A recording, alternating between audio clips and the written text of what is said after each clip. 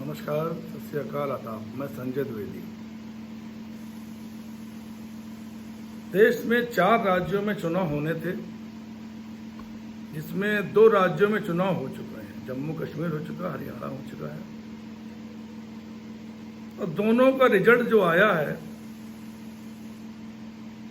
कांग्रेस अच्छा लड़ने के बाद भी हार गई। जम्मू कश्मीर में उमर अब्दुल्ला जी मुख्यमंत्री बन गए। जो सुनने में आया उसमें कांग्रेस शायद शामिल नहीं है।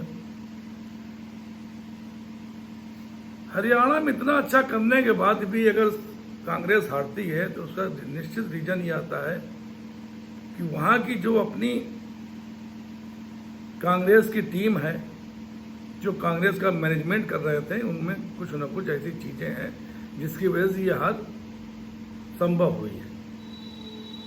आपको याद होगा कि 1999 में माननीय अटल बिहारी वाजपेयी जी प्रधानमंत्री बन गए थे।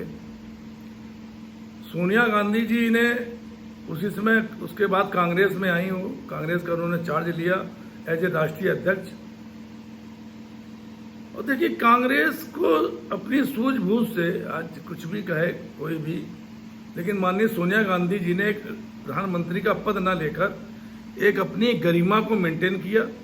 वो बहुत ही इस देश की माननीय पूर्व प्रधानमंत्री राजीव गांधी की पत्नी थी। अगर वो प्रधानमंत्री बन जाती तो शायद ऐसा कुछ नहीं था, लेकिन कुछ लोगों ने उनका विरोध किया, जिसमें माननीय हिंदू हृदय सम्राट बाला साहब ठाकरे भी थे।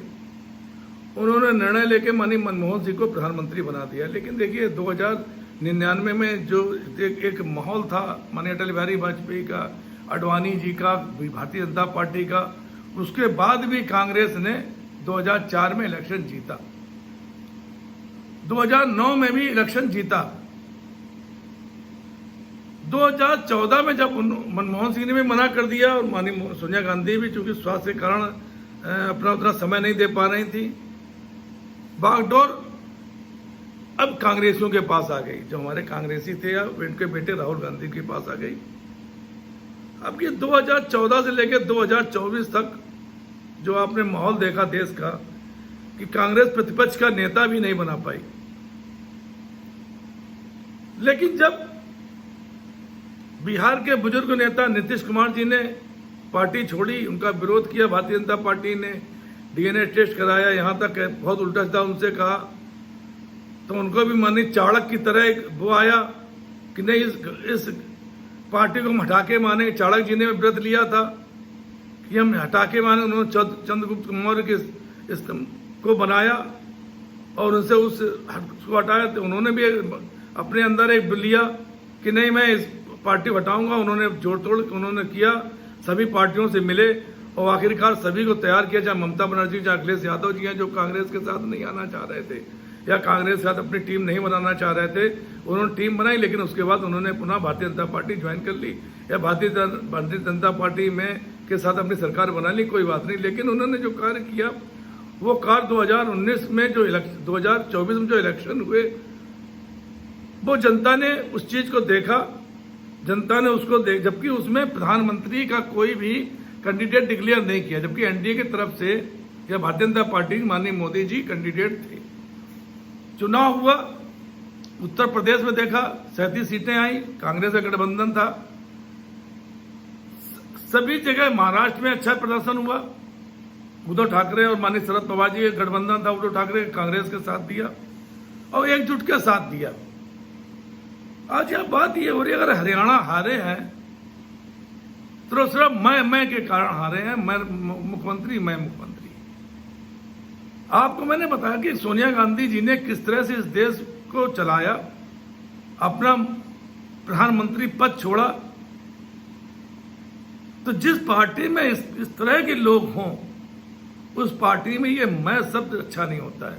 और मुझे जहां तक लग रहा है, क्योंकि झारखंड में तो कांग्रेस नहीं है, लेकिन अगर महाराष्ट्र में कांग्रेस जो भी नेता हैं, उनके जो स्टेट प्रेसिडेंट है, जो भी हैं, उनको ये सोचना चाहिए कि 2019 में उनकी लोकसभा में 1 सीट क्यों आई थी और 2024 में 13 सीटें क्यों आई। इसके पीछे कारण क्या है?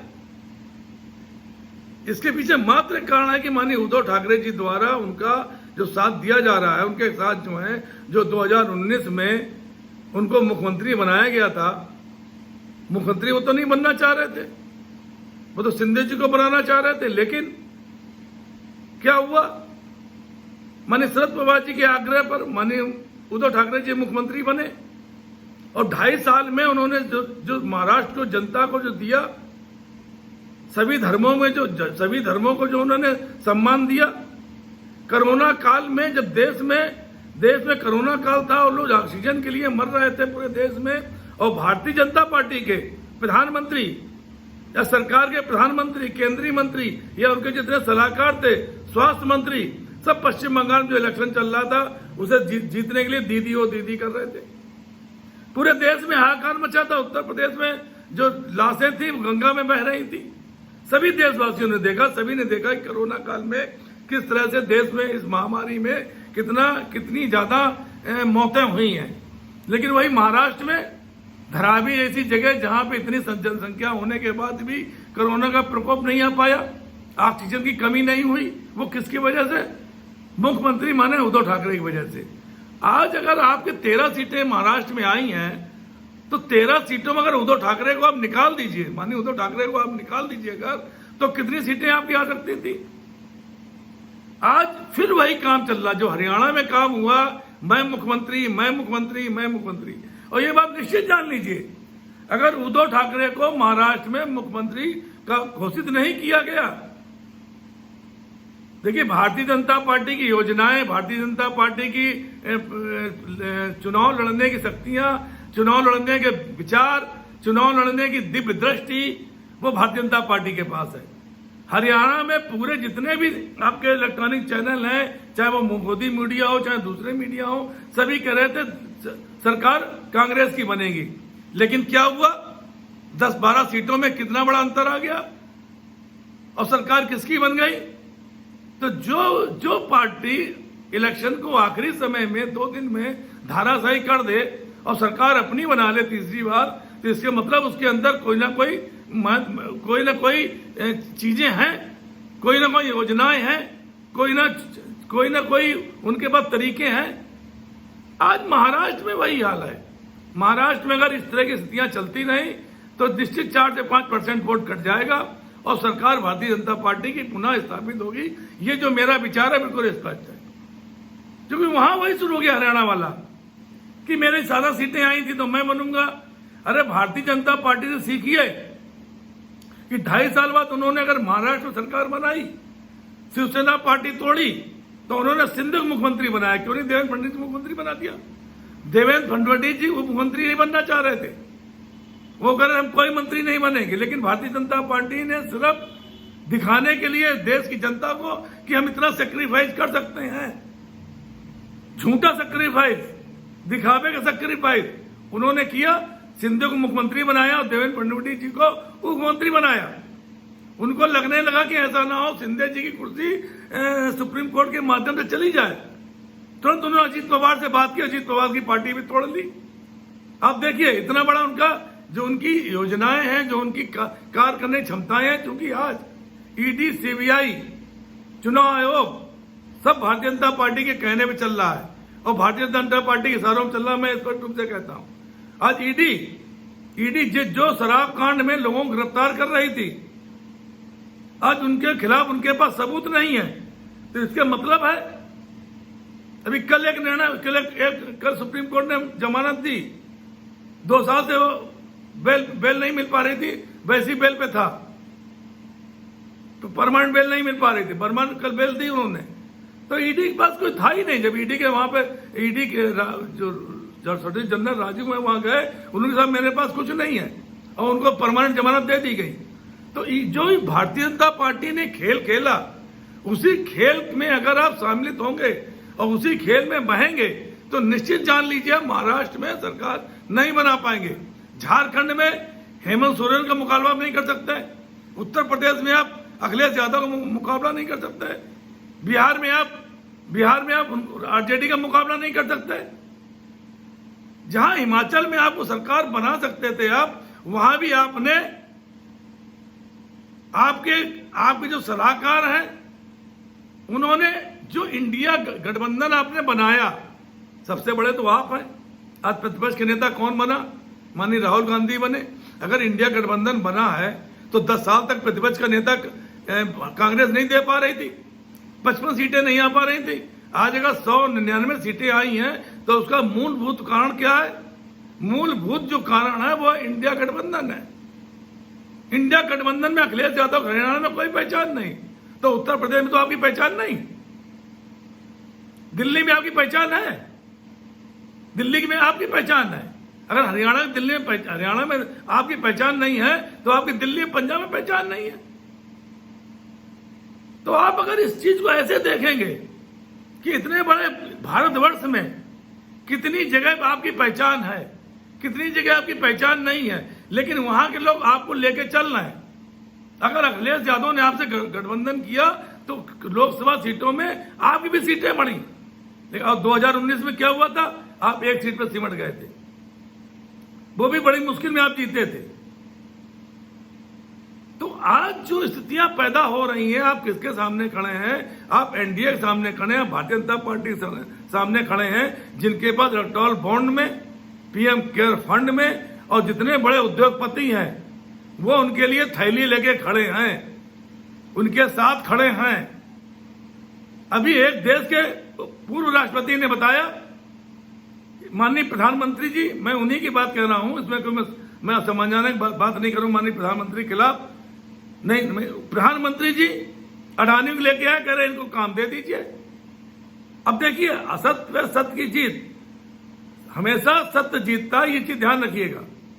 असत्य कितना ही फैलाया जाए, कितना ही बढ़ाया जाए, कितना भी आगे बढ़े, लेकिन असत्य कभी जीत नहीं सकता है।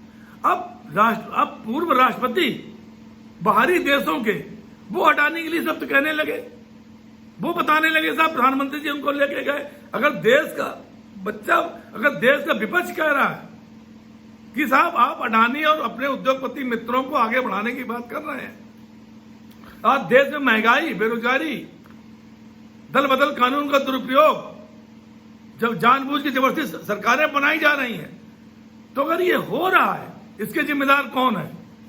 महाराष्ट्र की जनता महाविकास अघाड़ी को सरकार के रूप में देखना चाहती है। लेकिन मैं एक बात फिर भी कहूंगा, यहां पे वोट मतदाताओं द्वारा वोट देने की राजनीति है। हमारा लोकतंत्र है, लोकतंत्र में हमारे मतदाता तय करते हैं कौन जीतेगा। अगर आप 2 वोट से भी हार गए, 100 वोट से हार गए, तो हारे हुए प्रत्याशी कहलाएंगे। आपने कितना भी अच्छा चुनाव लड़ा हो, हरियाणा में आपको 11% ज्यादा वोट मिले हों, आपके 15 से 16, 20 ज्यादा जीते हों आपके, लेकिन आप क्या कहलाओगे? हारे हुए कांग्रेसी नेता कहलाओगे, क्योंकि सरकार आप नहीं बना पाए। अगर आपको महाराष्ट्र में सरकार बनानी है तो ये निश्चित जान लीजिए, आप जो वहां के जो अध्यक्ष हैं, वहां के जो कार्यकारिणी कांग्रेस की, उनको जो बोलचाल है, उनके जो वो हैं, उनके जो विचार हैं, उन्हें बदलने पड़ेंगे। अगर उद्धव ठाकरे जी को वहां पे मुख्यमंत्री घोषित नहीं किया गया तो मैं आज ये मैंने आज वक्तव्य दिया है, जो मैंने आज वीडियो कॉन्फ्रेंसिंग की है, जो वीडियो द्वारा मैं जनता को बताने जा रहा हूं, तो आप चुनाव 23 तारीख होने दीजिए। सरकार वहां भारतीय जनता पार्टी सरकार बनेगी, महाविकास अघाड़ी सरकार नहीं बना पाएगी। जो सम्मान आपके द्वारा, कांग्रेस और एनसीपी के द्वारा माननीय उद्धव ठाकरे को 2.5 साल तक मिला, उसमें अगर आपने रोक टोक लगाई, आपने कहा कि मैं बड़ा हूं, मैं छोटा हूं, तो आपके हिसाब से तो अगर शिंदे जी को मुख्यमंत्री नहीं बनना चाहिए था, या नीतीश कुमार को बिहार में मुख्यमंत्री नहीं बनना चाहिए था। अगर आपने 2019 में उद्धव ठाकरे को मुख्यमंत्री बनाया, आप सब पार्टियों ने बनाया, कांग्रेस ने बनाया, मानी एनसीपी ने भी बनाया, तो आज घोषणा करने में उद्धव ठाकरे के मुख्यमंत्री पद के लिए क्या दिक्कत है? लालच बुरी बला है, लालच से कभी भी कोई फायदा नहीं होता। हरियाणा में आप इसका उदाहरण देख चुके हैं। अगर हरियाणा में सपा आप मिलकर चुनाव लड़े होते, आपने लालच न किया होता, तो निश्चित आज हरियाणा में आपकी सरकार बनती। लेकिन आपने लालच किया, उसका नतीजा हुआ आप सरकार से बाहर हैं, तीसरी बार उन्होंने सरकार बना ली। और ये बात निश्चित जान लीजिए, महाराष्ट्र के जो समीकरण कह रहे हैं, बहुत ही कम मार्जिन से कुछ सीटें हारी जीती जाएंगी, वही तय करेंगी कि सरकार किसकी बन रही है। अगर उनमें आपकी जीत ना हुई तो निश्चित जान लीजिए सरकार बनेगी, एनडीए की भारतीय जनता पार्टी सरकार बनेगी और आप महाविकास अघाड़ी के नेता सिर्फ देखते रह जाएंगे, 5 साल तक इंतजार करेंगे। यही उनका हाल होने वाला, जैसे 2.5 साल से इंतजार कर रहे हैं वैसे अगले 5 साल भी सरकार बनाने का इंतजार करेंगे। और सबसे बड़ा इम्पैक्ट आता है कांग्रेस में, और दूसरी पार्टी में इम्पैक्ट नहीं आता है। सबसे ज्यादा इम्पैक्ट कांग्रेस में आता है। सबसे ज्यादा अगर टूटी है इस देश में कोई तो वो कांग्रेस टूटी है। आज एनसीपी शरद पवार जहां बैठे हुए जिंदा, जो गुरु हैं, जिनको माननीय मोदी जी अपना गुरु मानते हैं, आज उनकी पार्टी को नहीं छोड़ा। आज उनकी पार्टी में अजीत पवार को लेके और सरकार बना ली। अजीत पवार के लिए क्या कहते थे देवेंद्र फडणवीस 2019 चुनाव से पहले, क्या कहते थे? इनको जेल भेजेंगे, इनको जेल भेजेंगे, जेल भेजेंगे। देखिए, भारतीय जनता पार्टी वो पार्टी है जिनको आजकल प्रवक्ता डिबेट में सुन के देख रहा हूं, कहते साहब मतलब के लिए हम किसी को भी बना सकते हैं, मतलब के लिए हम किसी पार्टी के साथ गठबंधन कर सकते हैं और छोड़ भी सकते हैं। ये ओपनली भारतीय जनता पार्टी के प्रवक्ता आज टीवी चैनलों में डिबेट में कह रहे हैं। तो आप समझ लीजिए, अजीत पवार, प्रफुल्ल पटेल या ईडी के दायरे में आए हुए जितने नेता भारतवर्ष में थे, सबको उन्होंने अपनी पार्टी में शामिल कर लिया। शामिल करके उन्होंने आसाम में सरकार बना ली और उनको मुख्यमंत्री बना दिया। यहां अजीत दादा पवार को मुख्यमंत्री बना दिया, जबकि चक्की पीसिंग कौन कर रहा था? भारतीय जनता पार्टी के नेता कर रहे थे, अमित शाह कर रहे थे, माननीय प्रधानमंत्री जी कर रहे थे। लेकिन क्या हुआ? आखिरी में सरकार चलाने के लिए उन्होंने समझौता किया कि नहीं किया? आप अगर हम कहते हैं अगर उद्धव ठाकरे जी मुख्यमंत्री बनते हैं तो क्या उस मुख्यमंत्री बनने में, उस सरकार बनने में आपकी कोई अहमियत नहीं है? शरद पवार जी का आशीर्वाद नहीं रहेगा? माननीय शरद पवार जी का आशीर्वाद रहेगा। तो इस तरह की बातें जो महाराष्ट्र में चल रही हैं, चुनाव से पहले कल तारीख घोषित हो गई कि 20 नवंबर को वहां मतदान होगा, 23 नवंबर को रिजल्ट आ जाएगा। अभी समय है, आज मैं इसीलिए उसको बना रहा हूं, आज समय है। अगर न सुधरे, न समझे तो एनडीए की सरकार महाराष्ट्र में बनना तय है। और क्यों बनेगी? सिर्फ कांग्रेस के, जो उन्होंने सोनिया गांधी से कुछ नहीं सीखा। माननीय सोनिया गांधी जिस तरह 10 साल में देश में सरकार चलाई, मनमोहन सिंह जैसे व्यक्ति को लेके आई। कोई नहीं जानता था कि मनमोहन सिंह जी प्रधानमंत्री बन सकते हैं, लेकिन उन्होंने मनमोहन सिंह को बनवाया और जो खजाने खाली हो गए थे देश के, उन खजानों में उन्होंने उसकी भरपाई की। वो एक व्यक्ति था उस समय देश में, जो माननीय वित्त मंत्री जो पुराने थे हमारे मनमोहन सिंह जी, वही इस देश में खजाना भर सकते थे और उन्होंने खजानों को भर दिया। आज देश में क्या है? उसमें 55,000 करोड़ का सिर्फ ऋण था, आज 2 लाख करोड़ का ऋण हो गया। और जीएसटी के माध्यम से, तमाम माध्यमों से, सार्वजनिक उपक्रम बेचने से, तमाम माध्यम से सरकार के पास पैसा भी आ रहा है, तब भी 2 लाख करोड़ का ऋण हो गया। इसका मतलब इनके पास कोई ऐसा अर्थशास्त्री नहीं है माननीय मोदी जी के पास जो इस देश को चला सके।